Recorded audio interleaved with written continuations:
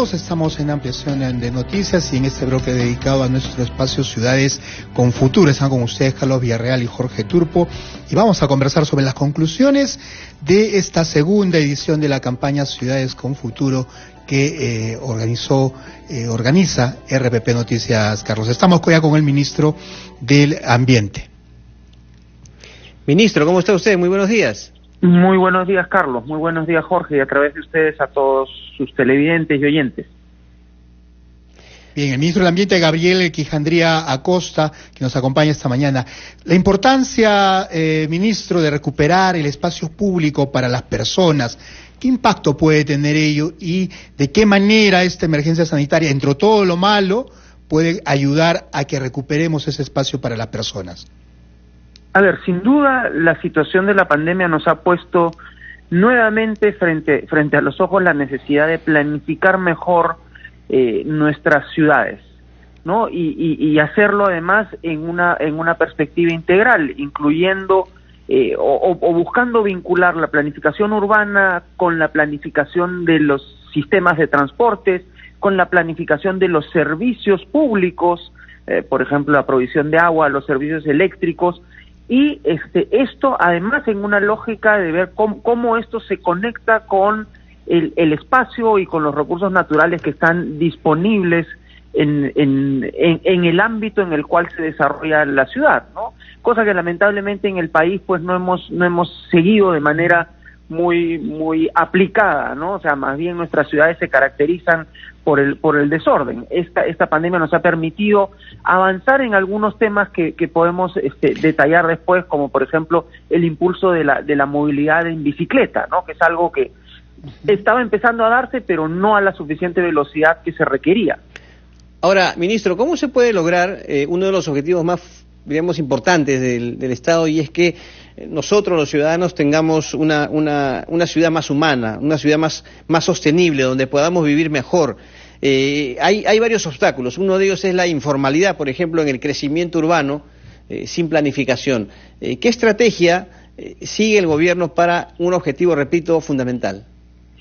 Ahí el trabajo es multisectorial y a nivel y en varios niveles de gobierno. Recordemos que la planificación urbana es una responsabilidad municipal, ¿no? A nivel de las municipalidades provinciales y de las municipalidades distritales, y nosotros como gobierno nacional tenemos algunos mandatos vinculados a intervenciones concretas o a temas concretos en el tema de transportes, en los temas de servicios, en los temas ambientales, en el caso del Ministerio del Ambiente. Y ahí, o sea, el tema es cómo acompañamos estos procesos, como el plan metropolitano, por ejemplo, que lamentablemente está nuevamente en revisión después de haber habido un esfuerzo para planificar, o sea, hacer un plan hacia el 2035, por una administración municipal que dijo que eso no servía para nada.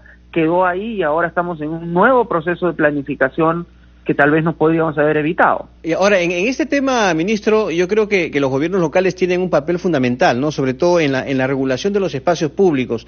No sé si en esta etapa de cuarentena y en términos generales se ha cumplido con este propósito, si los gobiernos locales han tenido efectivamente una participación activa y eficaz en esta regulación.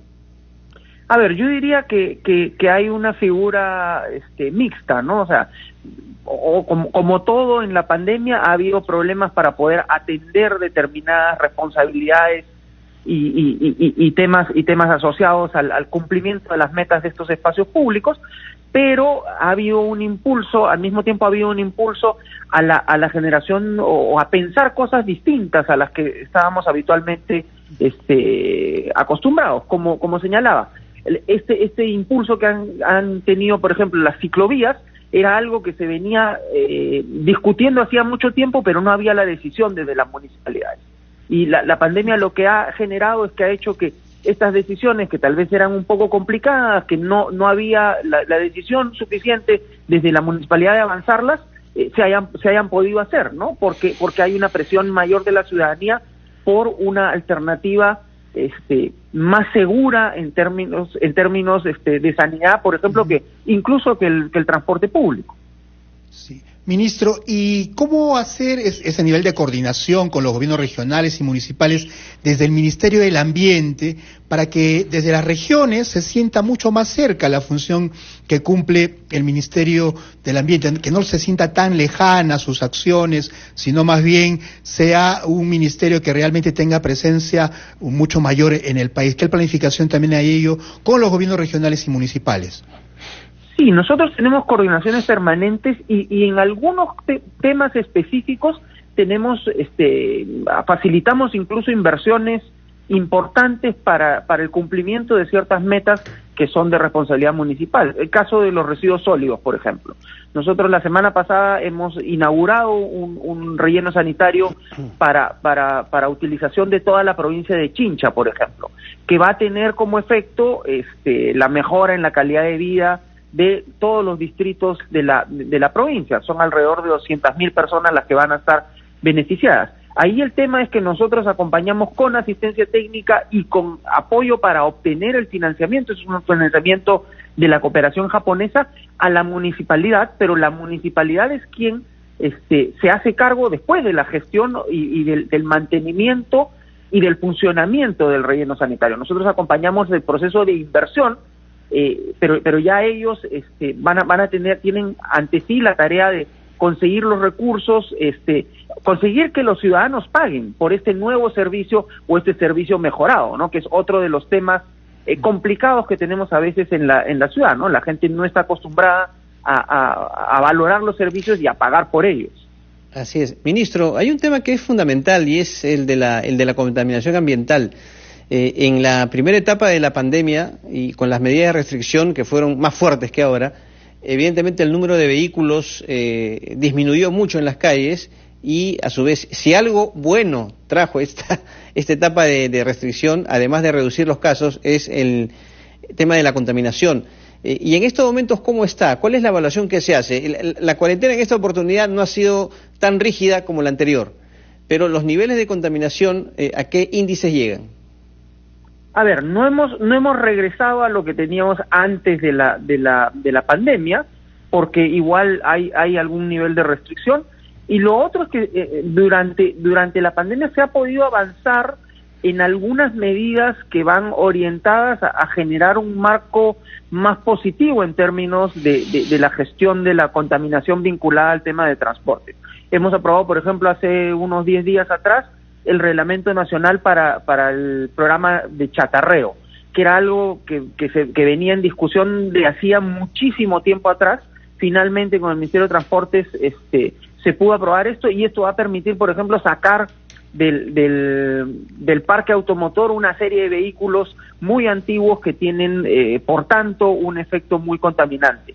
Se ha logrado avanzar en el tema de la generación de ciertas medidas para promover la llegada de vehículos eléctricos, buses y automóviles privados, en discusión con el Ministerio de Energía y Minas. Por ejemplo, el año pasado, hacia finales del año pasado, se ha producido el primer bus eléctrico completamente peruano, que ya está en circulación en el metropolitano, ¿no? Esto es esfuerzo de un par de empresas internacionales que operan aquí en el Perú, una de ellas vinculada al sector eléctrico, y que hay que ver, o sea, cómo escalamos estas medidas para que esto se vuelva más atractivo y se vuelva más la norma y no la excepción.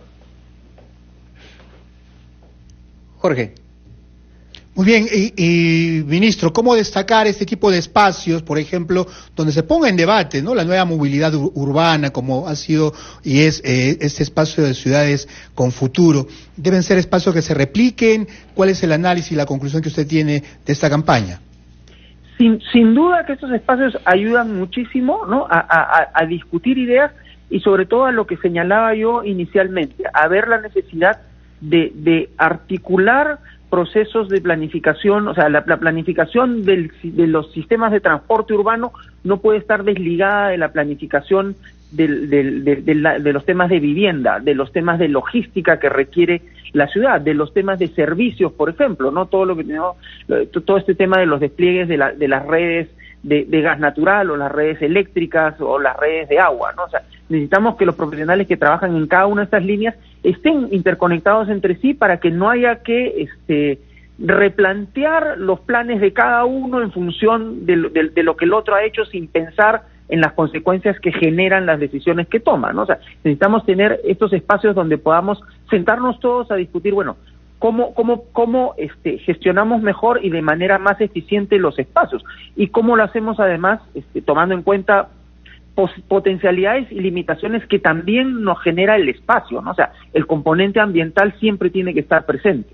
Eso es fundamental. Yo me refería hace unos minutos, ministro, al tema de la contaminación ambiental. El transporte genera un índice importante de este aspecto, de este problema de la contaminación, pero ¿ha habido, cree usted, una renovación adecuada del parque automotor? Ha habido una renovación relativa del parque automotor, ¿no? Como consecuencia del crecimiento económico del país, el parque automotor, o sea, y un mayor poder adquisitivo de las personas, el parque automotor se ha ido modernizando. A eso se han unido algunas decisiones que se tomaron ya hace algún tiempo atrás de mejorar la calidad de los combustibles, por ejemplo, sobre todo en Lima. El tema, por ejemplo, el programa Concofide que hubo hace muchos años de transformación de los taxis a gas natural ha hecho que los niveles de contaminación respecto de lo que había hacia el 2000 sean mucho menores, pero necesitamos aumentar el esfuerzo, porque si bien el parque automotor se ha modernizado, también ha crecido. Muy bien. Bueno, ministro, le agradecemos mucho por estar con nosotros esta mañana para analizar las conclusiones de la segunda edición de campaña Ciudades con Futuro que organizó RPP. Ha sido usted muy amable, ministro del Ambiente Gabriel Quijandría. Muy buenos días. Gracias a ustedes. Bueno.